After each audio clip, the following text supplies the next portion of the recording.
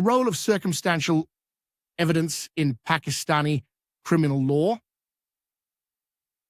A deep dive introduction. In the intricate tapestry of justice, evidence serves as the cornerstone upon which verdicts are built, while direct evidence, such as eyewitness testimony or confessions, often carries significant weight. Its availability is not always guaranteed. In such instances, circumstantial evidence emerges as a vital tool for the prosecution. This paper will delve into the significance of circumstantial evidence in Pakistani criminal law, examining its principles, challenges, and case studies to illustrate its application in the courtroom. Understanding circumstantial evidence. Circumstantial evidence is indirect evidence that, when considered collectively, points to the guilt of the accused.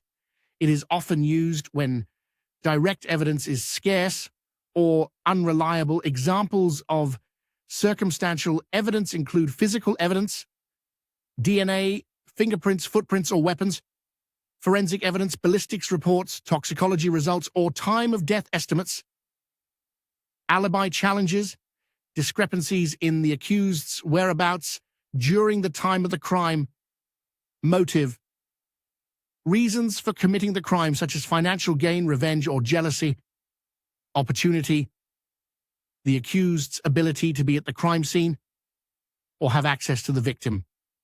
Principles governing circumstantial evidence in Pakistan. The use of circumstantial evidence in Pakistani criminal law is governed by specific principles. Incompatibility with innocence. The evidence must be so strong that it leaves no reasonable explanation for the accused's innocence. Strength of the chain. Each piece of circumstantial evidence must be independently proven, and collectively they must form a strong chain linking the accused to the crime. Scrutiny and caution. Circumstantial evidence must be carefully scrutinized, as it can be fabricated or misinterpreted.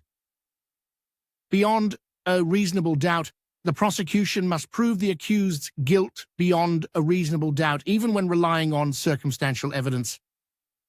Case studies. To illustrate the application of these principles, let's examine a few notable cases.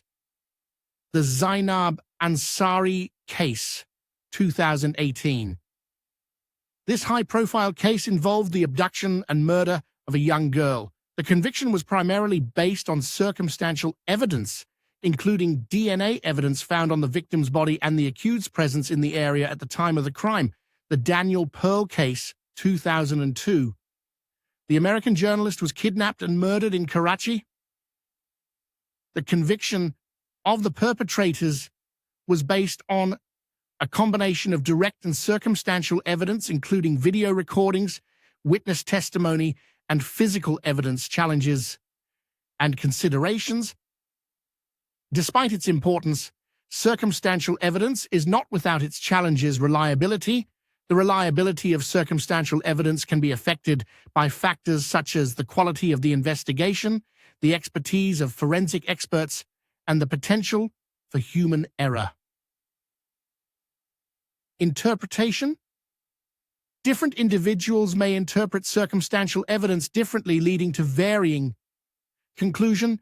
Circumstantial evidence plays a crucial role in the Pakistani criminal justice system, particularly in cases where direct evidence is limited or unreliable.